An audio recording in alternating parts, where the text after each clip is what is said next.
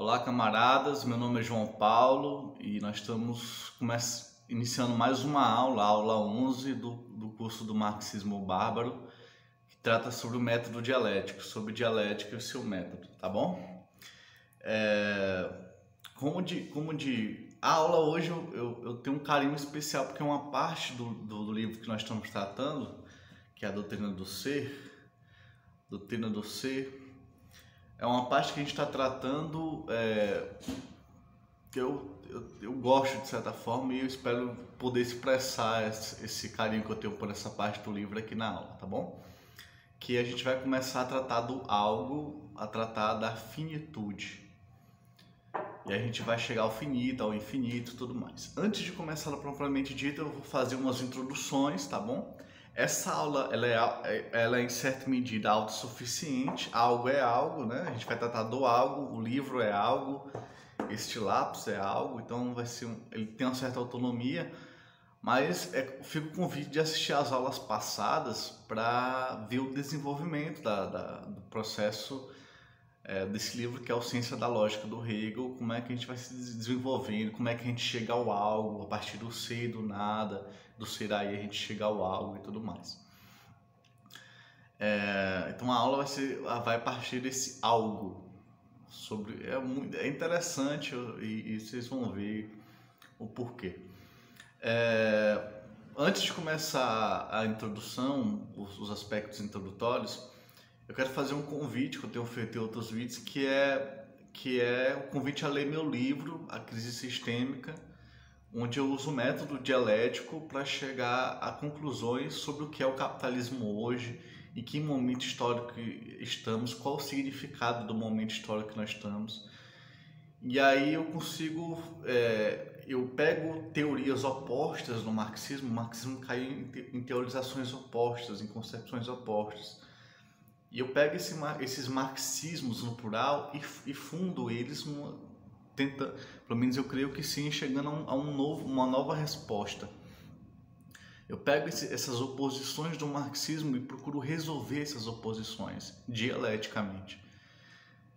Então fica o convite para ler o livro A Crise Sistêmica, para entender nosso tempo. Eu espero que o livro ajude. O livro é gratuito e está na descrição do vídeo, tá? O livro de graça para baixar o PDF, tá? Eu quero fazer aqui, ao longo dos vídeos eu vou entrando em temas mais ou menos paralelos, de introdução e tal,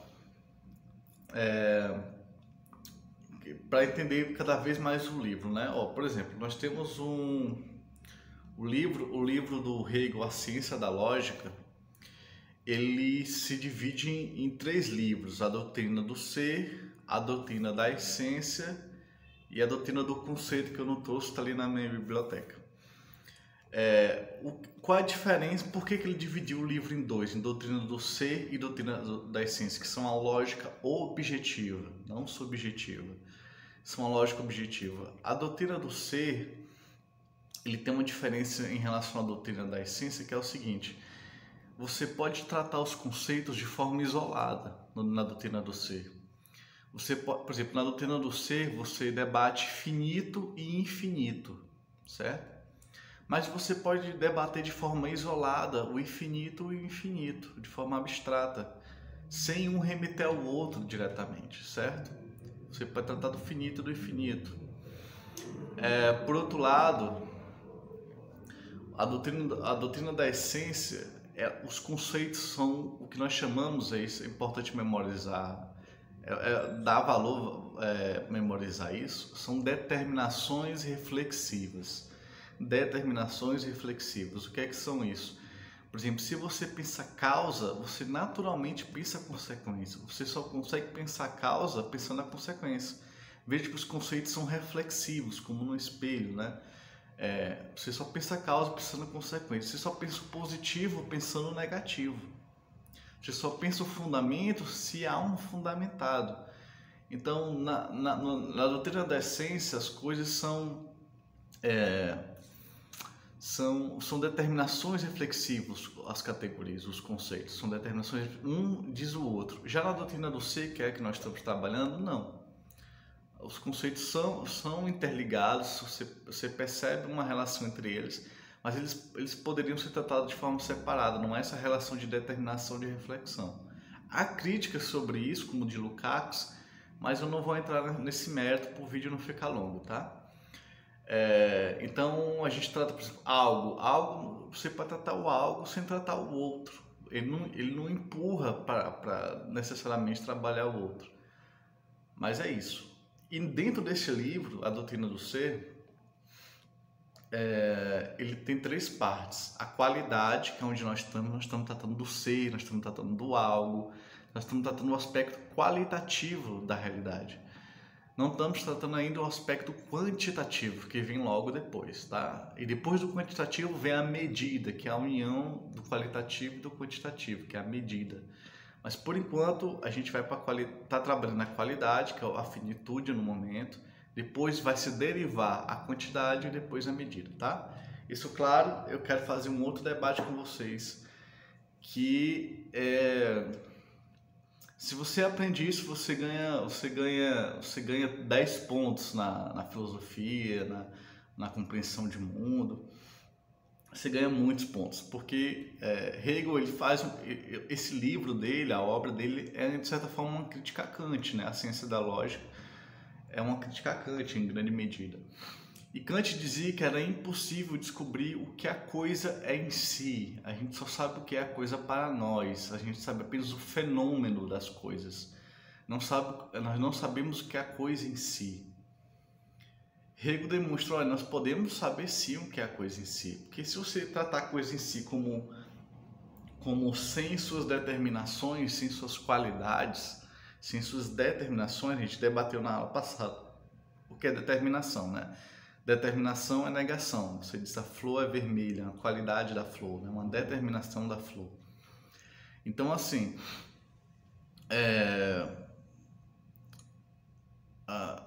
o que diz Hegel em relação a Kant? Kant diz a coisa em si não é cognoscível, não é possível saber como ela é de fato. O que é que Hegel refuta Kant? Diz só, se você quer uma coisa em si pura, você está falando de nada. Uma coisa em si pura, que não tem nenhuma determinação, que não tem nenhuma qualidade, não é nada, não tem o que se saber disso.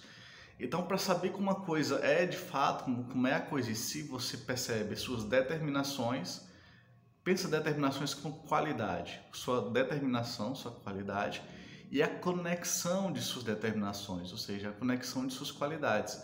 A partir disso, da determinação e da conexão de suas determinações, em linguagem mais vulgar, para ficar mais fácil de entender, a partir de sua qualidade e da conexão de suas qualidades, você percebe o que a coisa é em si. Você consegue saber o que a coisa é de fato, certo?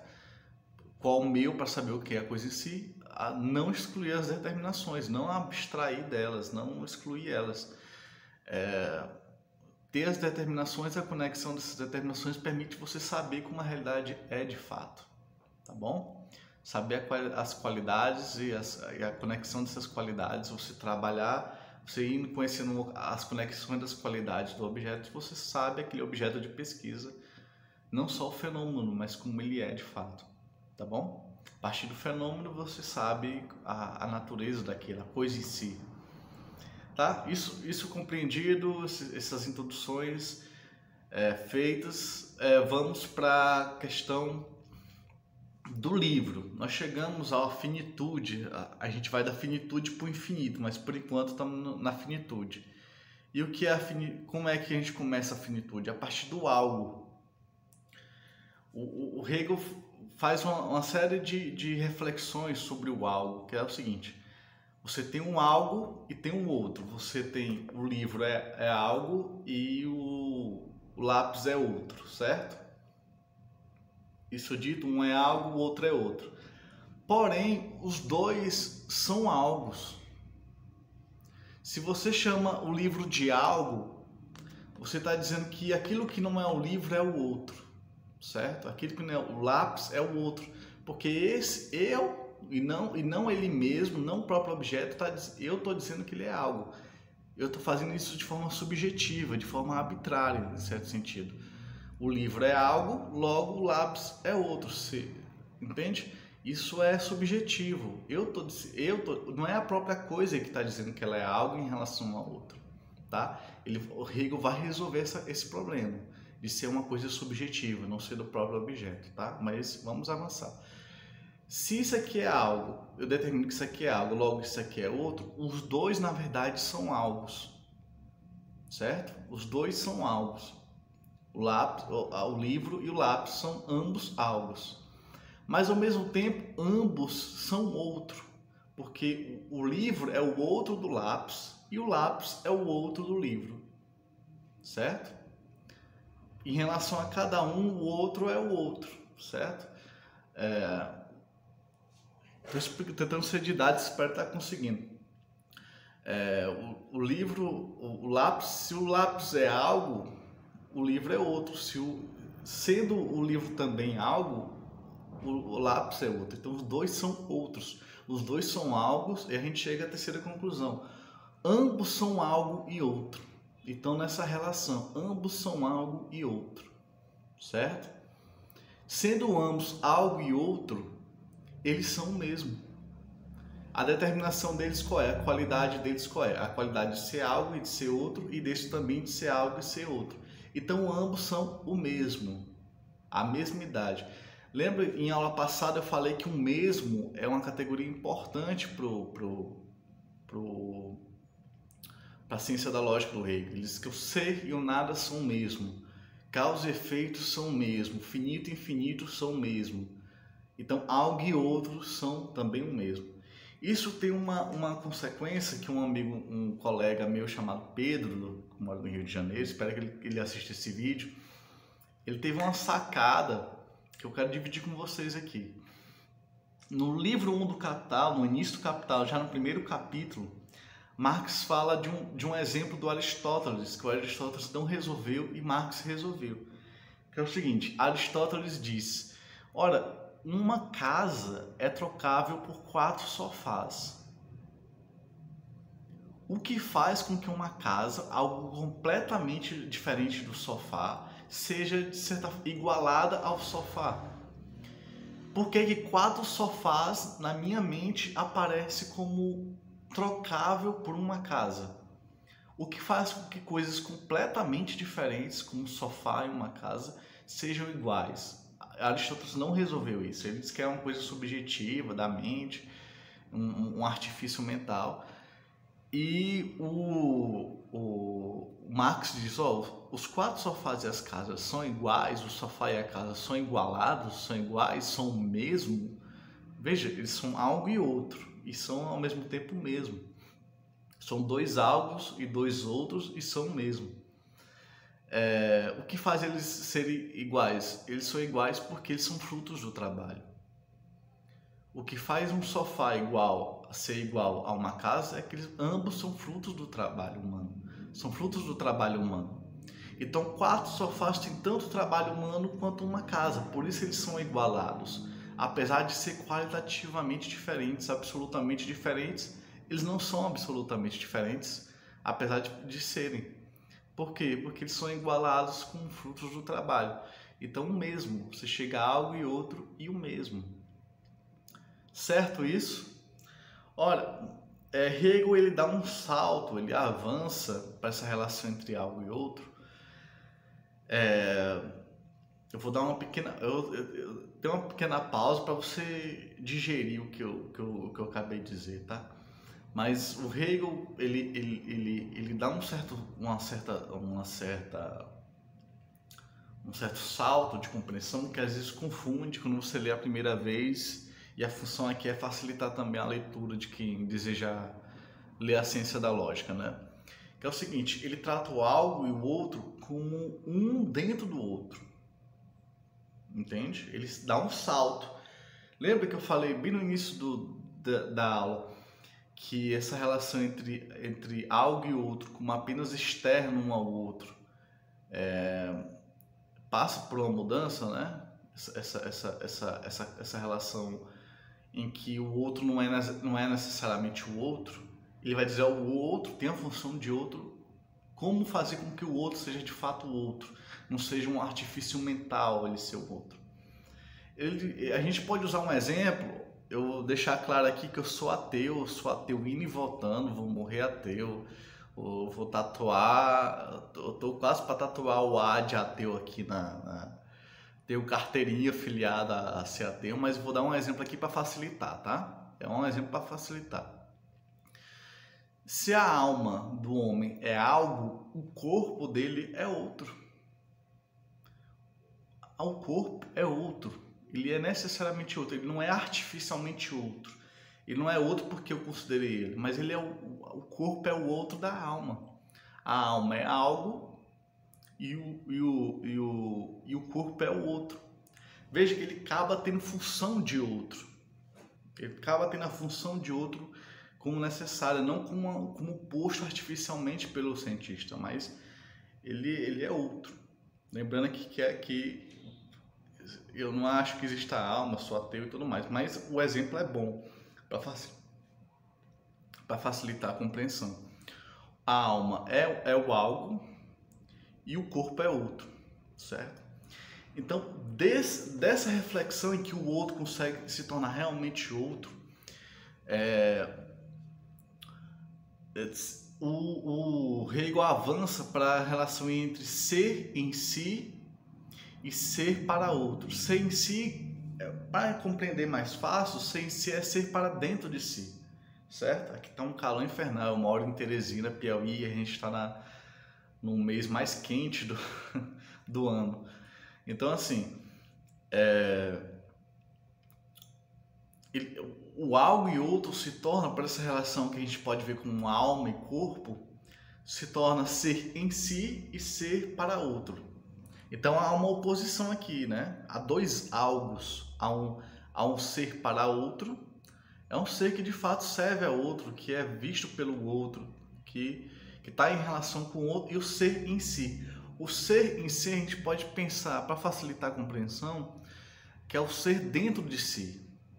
O ser em si mesmo, dentro de si mesmo, certo? Então, a relação entre ser para outro e ser em si se separa. Você tem o ser para outro e o ser em si, tá bom? Eu acho que o conceito fica claro, fica bem expresso, né? Porque veja que a gente evoluiu o algo e outro para uma relação em que o outro meio que forma o algo, ele engloba, ele rodeia o algo, né? O outro é um algo também, mas que rodeia o algo, com uma relação entre alma e corpo. E aí a gente pode passar para o ser em si e o ser para outro, tá bom? Segura isso e isso vai ser melhor compreendido pelo seu desenvolvimento, tá? Porque o ser em si, como o ser dentro de si e o ser para outro, se desdobra em três categorias: determinação, constituição e limite. Determinação, constituição e limite. Eu vou explicar cada um e vai ficar boa de entender, tá? Vai ser legal. Determinação a gente não pode confundir exatamente com determinidade. Lembra que a gente falou em outra aula? Eu vou reforçar aqui, a determinidade, tem uma frase do Spinoza que é: toda determinação é negação, ou seja, a gente chama essa determinação como determinidade, não é determinação propriamente dita, é determinidade, ou seja, a gente pode resumir como qualidade, a qualidade de ser vermelho, a qualidade de ser alto, a qualidade de ser azul e tudo mais, tá bom? Então pense determinidade como qualidade que facilita o caminho. E a determinação não é exatamente a determinidade, mas é a determinidade que está dentro e não fora do algo. É uma determinidade que está dentro. É uma determinidade que se torna, vamos dizer assim, essencial, tá? O exemplo que o Hegel dá é que, por exemplo, para o ser humano, a sua determinação, que é uma determinidade para dentro, é ser razão pensante. Então, a determinidade do homem, qual é a sua determinidade? A sua determinação é ser razão pensante. Todo algo, como o homem, tem uma determinidade, confundindo de novo, tem uma determinação, que é uma determinidade para dentro, vamos dizer assim. Então, todo algo tem uma determinação, e do homem é ser razão pensante. Isso é importante porque a gente vai comparar com Constituição, tá bom? Pensando nisso, que a gente é razão pensante, o que é Constituição? Constituição é aquilo que engloba a determinação, aquilo do qual a determinação é constituído. Isso fica claro, por exemplo, nosso corpo é uma constituição, não é uma determinação em si. Então, nosso corpo, a gente é constituído e o nosso corpo se altera. A nossa razão pensante se preserva, na visão de Hegel, se preserva a si mesmo, não se altera, e nossa constituição se altera, o tempo todo está se alterando. Então, olha só o que Hegel diz. Nós temos dois algos que estão separados e ao mesmo tempo interligados. Eles estão separados ao mesmo tempo interligados, que é dois algos, que é a constituição e a determinação. A determinação é a constituição, a razão pensante do homem e o seu corpo físico, a sua estrutura física externa. Isso vai ficar mais claro para expor uma citação do livro, página 129, em que Hegel diz o seguinte, vai aparecer aí na tela a frase, tá? O parágrafo. Hegel diz: na medida em que algo se altera, a alteração cai na constituição. Ela é em algo aquilo que se torna um outro. Ele próprio se conserva na alteração, que toca somente essa superfície inconstante do seu ser outro, não sua determinação. Inicialmente, a alteração da relação com o meio, a relação com o outro, só afeta a constituição do algo, não afeta a sua determinação. Isso é verdade, mas o Hegel passa no parágrafo seguinte por uma verdade mais verdadeira, vamos dizer assim, que é o seguinte: a determinação, como ela é algo, ela está englobado dentro de um algo, ela se vê obrigada a se relacionar com o externo, se relacionar com o mundo, vamos dizer assim. E por se relacionar, ela se altera. Logo, a determinação se torna constituição também. Ela é determinação, mas se torna constituição, porque ela se altera. Por outro lado, a constituição, se a gente pegar, por exemplo, o corpo humano sem a alma, sem a sua alma, se a gente pegar o corpo humano, ele tem que ser, a constituição, no caso, tem que ser tomado como em si mesmo, como algo autossubsistente, como algo autossuficiente, como algo, independente de qualquer coisa. Então, por ele ser algo, ele também tem determinação. Esse corpo envolvente do algo também tem, ele sendo constituição, mas tratado de forma isolada, essa é a palavra que eu queria achar, tratado de forma abstraída, de forma isolada, ele tem determinação também, porque ele é algo, em si mesmo ele é algo. Veja que o algo é formado por dois algos, por determinação e por constituição. Tá bom? E eles se misturam, passam um para o outro e se tornam um. Tá? Entendido isso? Uma vez entendido isso, a gente pode passar para o ponto seguinte, que é o limite. O limite é fácil entender como primeira aproximação como fronteira, né? O limite como fronteira. Os países têm sua fronteira e tem essa tendência a manter uma fronteira e tal, em que separa do outro e tal. Então, a relação entre algo e outro é uma relação em que entre eles há um limite. Em primeiro lugar, o limite pertence a algo, né? Algo tem um limite em que ele limita o outro é limitado pelo limite, certo? Mas o limite limita o próprio algo. Pensa como fronteira que ajuda a pensar no primeiro momento. O limite limita o próprio algo, não limita só o outro. Primeiramente, ele limita só o outro, é fato. Mas ele acaba limitando o próprio algo, certo? Então, aí a gente vai para um terceiro momento. Veja que o algo, a ter um limite, ele se limita, né? Ele se limita, não limita só o outro. O limite, o algo e o outro são ambos limitados pelo limite, certo? Então o limite é o não ser do algo e do outro. O algo é o ser e o outro é o não ser. E o limite, o algo é um ser, o outro é um ser e o limite é o não ser de ambos. O limite cai fora de ambos, vamos dizer assim. Aqui eu quero fazer algumas observações.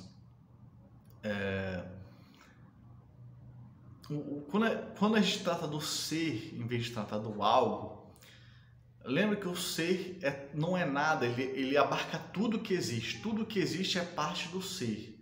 O ser abarca tudo. O Parmênides, na Grécia Antiga, 5.000 anos atrás, ele disse que o ser ele é infinito, dizendo que o ser não tem borda.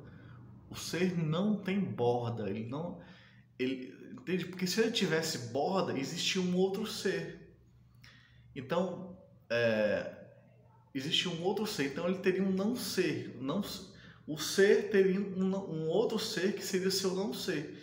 Isso é inadmissível para Parmênides, e eu acho que Hegel chega nisso também. O ser não tem borda, mas o algo tem borda e se expressa como limite. O algo é o ser, o outro aparece como não ser do algo. Ele não é o algo, ele é o outro. Então ele é o não ser. Mas por outro lado, o outro é um ser e o algo é o seu não ser. Mas como os dois como ser, os dois tratados como ser, o limite é o não ser de ambos. Ele cai fora de ambos. Compreendido isso é fácil de pensar o limite como fronteira. Mas mais uma vez o Hegel dá um certo salto que às vezes confunde na leitura, e isso merece atenção. O limite, vamos dizer assim, o algo ele tem uma tendência a transcender a si mesmo. Ele tem uma tendência a se expandir. Ele tem uma contradição interna em que ele tende a passar por cima do limite, a superar o limite, a ir além do limite. A gente pode pensar, por exemplo, a Alemanha antes da Segunda Guerra, na Primeira Guerra e na Segunda Guerra, né? A Alemanha queria ampliar as fronteiras, ampliar sua influência. A Alemanha queria... Então, a tendência do país, se a gente for pensar em termos de fronteira, em termos geopolíticos, a tendência a aumentar o espaço vital, né? Aumentar se expandir. A tendência, por exemplo, a produção capitalista a se expandir, a levar mercadorias para outros lugares, levar empresas para outros lugares. Então, o algo, ele é inquieto, ele tende a passar do limite, tá? Então, Hegel usa o exemplo do ponto, da linha, da superfície e do corpo. Do ponto, da linha, da superfície e do corpo. O que é, por exemplo? O ponto limita a linha, certo? E a linha, ela só existe fora do ponto. Mas o que é que o Hegel diz? Mas aí a reflexão tá enviesada, tá errada, tá incompleta. Porque o ponto, que é o limite da linha, o ponto é o princípio e o início da linha. O ponto, ele passa por cima de si mesmo, de seu limite, e se torna linha. Entende? Ele dá esse exemplo, para exemplificar, ele chega nesse exemplo.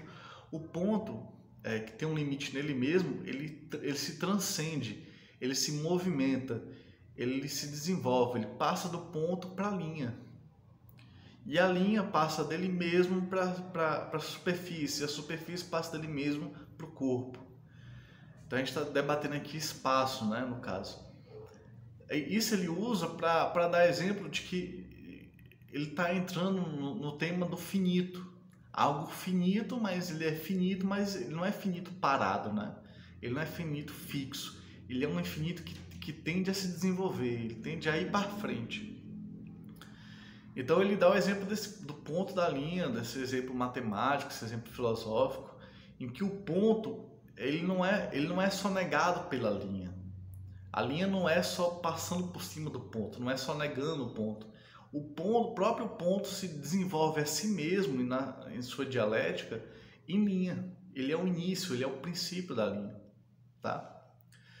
Isso me lembrou uma passagem do livro que eu escrevi, em que eu faço um rápido comentário no capítulo 1, em que da mercadoria surge o dinheiro e depois surge o capital produtivo. Entende? Da mercadoria vai surgir na mercadoria dinheiro, vai surgir na mercadoria capital produtivo e o sistema vai se desenvolvendo. Isso começa com a mercadoria, que é o ponto, né? Vamos dizer assim, como se fosse o ponto. Eu espero que o exemplo ajude a deixar claro, né? O limite tem todo esse desenvolvimento, né? O limite como uma relação entre algo e outro, em que o limite limita o outro, mas também limita o próprio algo. Depois o limite cai fora do algo e do outro. Ele é o não ser do algo e do outro. E aí tem essa outra consideração do limite, que é esse limite em que algo passa por cima do limite. Ele é ilimitado. Ele é ilimitado, ele passa por cima do limite. Ele aceita o limite, mas aceita o limite como começo, como início, como parte de uma parte dele que ele supera. O algo tem um limite nele mesmo, o outro também tem um limite nele mesmo, tá? Mas ele passa do limite. Isso é uma concepção de desenvolvimento, de movimento, tá? Ele chega na finitude, ele vai chegar no algo finito, né? Mas é uma finitude que se desenvolve, que se expande, tá? Então é o exemplo que eu reforço aqui do ponto, em que a linha não só nega o ponto, não é só para além do ponto. O próprio ponto é o início da linha e desenvolve a si mesmo em linha, ele passa a ser linha, há um movimento. A contradição interna do ponto faz ele se tornar linha, tá bom? A dialética interna do ponto faz ele se tornar linha. Bom, acho que é isso, deixa eu ver aqui uma listazinha, acho que eu disse tudo que tinha que dizer de introdução ao tema. Então fica o convite para esperar o próximo vídeo, curtir e assinar o canal, tá bom? A aula hoje foi um pouquinho mais longa, mas eu acho que você tem clareza o que é o algo, o outro, o que é determinação, constituição, limite, o que é ser para outro, ser para si, o que é limite, tá bom? E é isso, a gente vai avançando junto. Até mais.